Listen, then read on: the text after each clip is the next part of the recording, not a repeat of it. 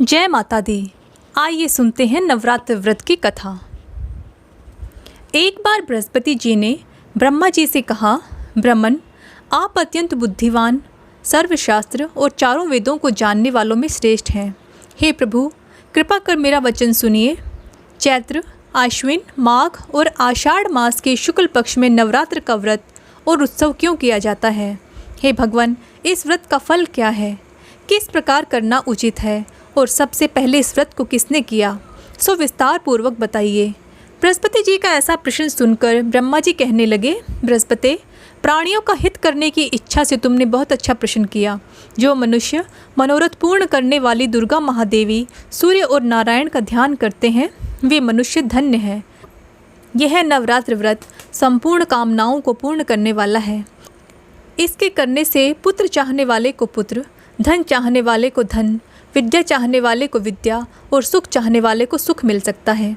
इस व्रत को करने से रोगी मनुष्य का रोग दूर हो जाता है और कारागार में पड़ा हुआ मनुष्य बंधन से छूट जाता है।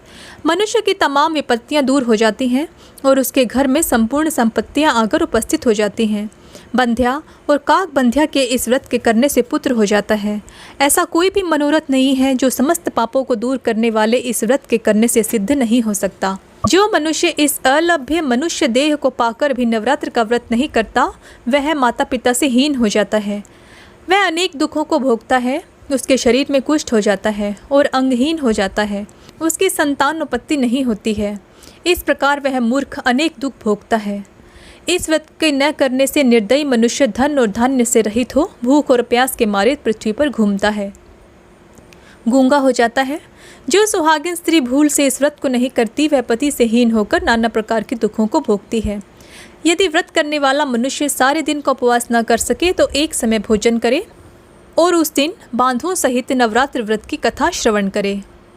ब्रह्मा जी ने आगे कहा, बृहस्पति, जिसने पहले इस महाव्रत को किया है उसका पवित्र इतिहास मैं तुम्हें सुनाता हूँ। तुम सावधान होकर सुनो। इस प्रकार ब्रह्मा जी के वचन सुनकर बृहस्पति जी बोले, हे ब्राह्मण, मनुष्यों का कल्याण करने वाले इस व्रत के इतिहास को मेरे लिए कहो। मैं सावधान होकर सुन रहा हूँ। आपकी शरण में आए मुझ पर कृपा करो। ब्रह्मा जी बोले, पीठत नाम के एक मनोहर नगर में अनाथ नाम का एक ब्राह्मण रहता था। वह भगवती दुर्गा का भक्त था।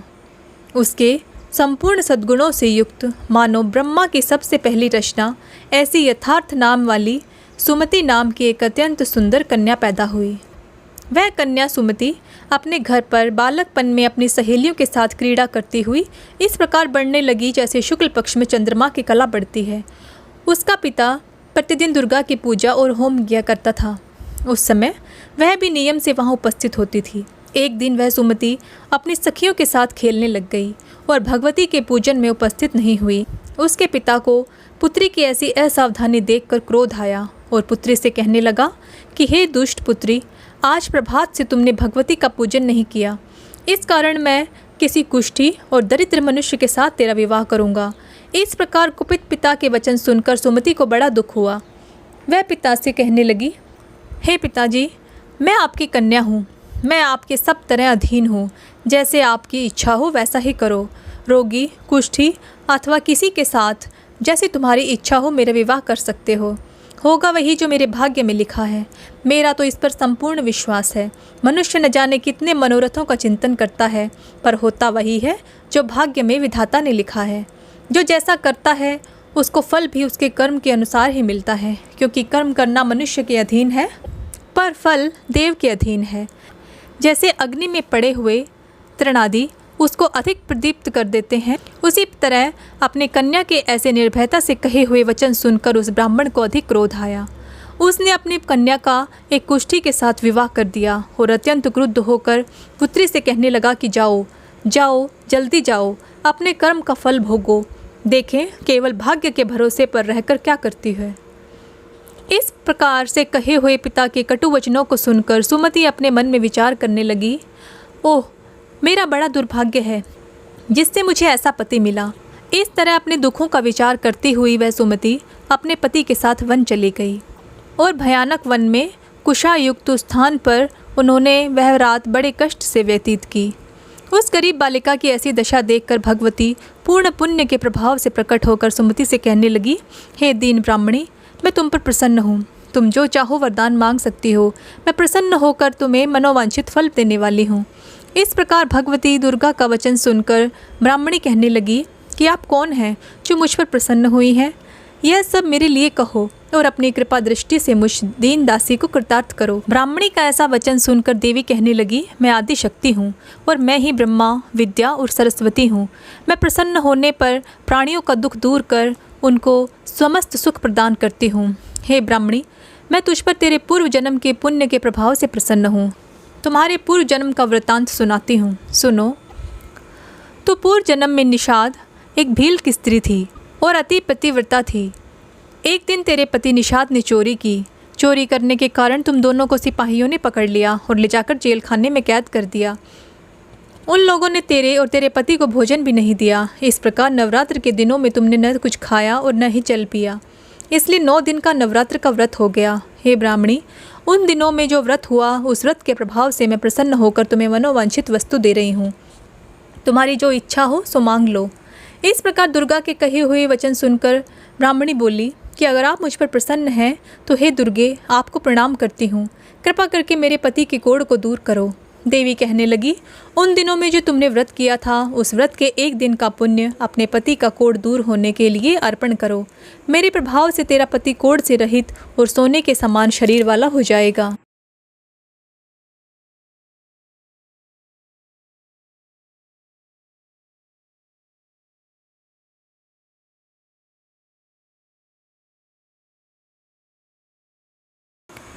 ब्रह्मा जी बोले, इस प्रकार देवी का वचन सुनकर वह ब्राह्मणी बहुत प्रसन्न हुई।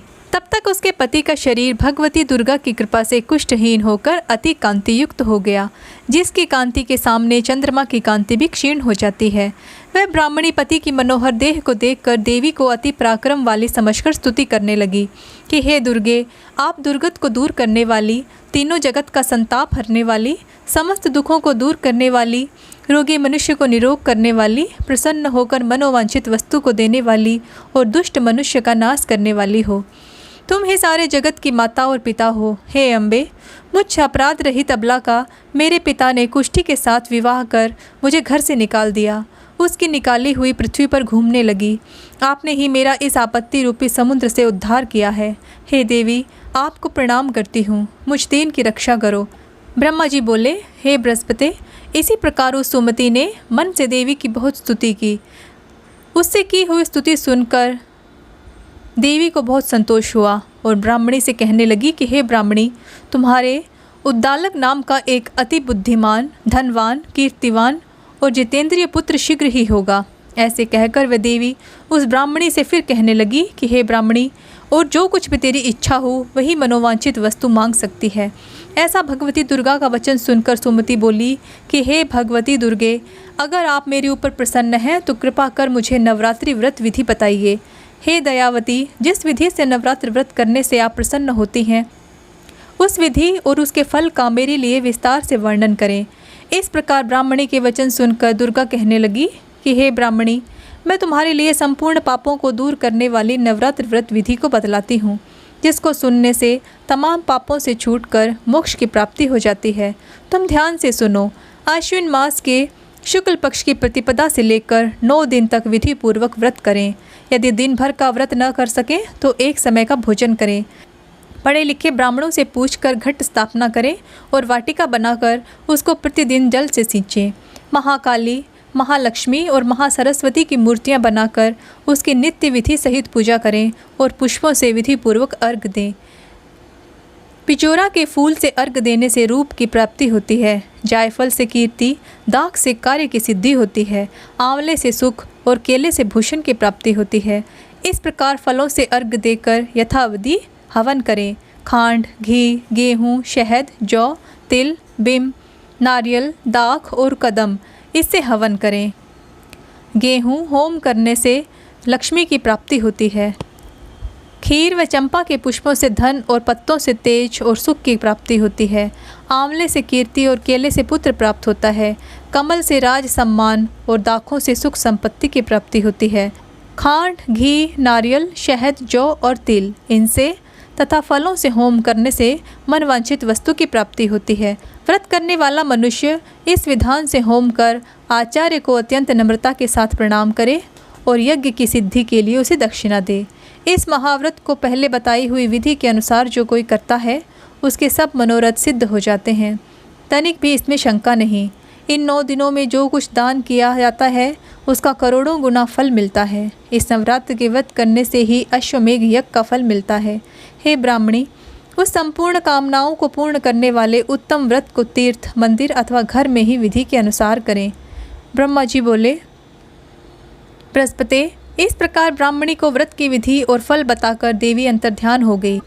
जो मनुष्य या स्त्री इस व्रत को भक्तिपूर्वक करता है वह इस लोक में सुख पाकर अंत में दुर्लभ मोक्ष को प्राप्त होता है। हे बृहस्पति, यह दुर्लभ व्रत का महात्म्य मैंने तुम्हारे लिए बतलाया है। ब्रह्मा जी के वचन सुनकर बृहस्पति जी आनंद के कारण रोमांचित हो गए और ब्रह्मा जी से कहने लगे, आपने मुझ पर अति कृपा की जो अमृत के समान इस नवरात्रि व्रत का महात्म्य मुझे सुनाया। हे प्रभु, आपके बिना और कौन इस महात्म्य को सुना सकता है। ऐसे बृहस्पति जी के वचन सुनकर ब्रह्मा जी बोले, हे बृहस्पति, तुमने सब प्राणियों का हित करने वाले इस अलौकिक व्रत को पूछा है, इसलिए तुम धन्य हो। यह भगवती शक्ति संपूर्ण लोगों का पालन करने वाली है। इस महादेवी के प्रभाव को कौन जान सकता है। ये थी नवरात्र व्रत की कथा। कहानी अच्छी लगी हो तो प्लीज़ वीडियो को लाइक कीजिएगा और चैनल पर नए हैं तो सब्सक्राइब करना मत भूलिए। माँ दुर्गा आपकी सभी मनोकामनाएं पूर्ण करें। जय माता दी।